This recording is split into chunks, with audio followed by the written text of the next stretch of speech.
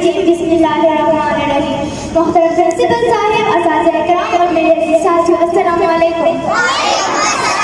12 ربیع الاول شریعت کے لیے عید کا دن ہے، خوشیوں کا دن ہے اور اس طرح پیغمبروں کی آمد کا دن ہے جنہوں نے اپنے شرائع وجود عظیم کردار و بہترین اخلاق کے ذریعے ظلمت اور جہالت کی تاریکیوں کو ایمان میں تبدیل کیا. آپ کی آمد سے پہلے کا دور ظلم و ستم، جہالت و انانیت، کفر و شرک، نفرت و معصیت کا دور تھا. ابلیس نے اپنی شیطانی جال میں بنی آدم کو مکمل طور پر گھیر رکھا تھا. انسانیت اپنی تمام امداد کھو چکی تھی. رب العالمین کی پاک و مقدس سرزمین سینکڑوں بتوں باطل معبودوں کی پوجا گاہ سے بھر چکی تھی، مگر خالق کون مقام کا دور دور تک نام دینے والا کوئی نہ تھا.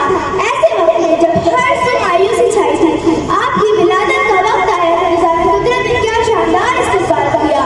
عرش و کرسی جھوم اٹھے، زمین آسمان اونچوں سے مچل اٹھے، آفتاب و مہتاب کانپ اٹھے، کہکشاں کے حسن و جمال میں نکھار آیا.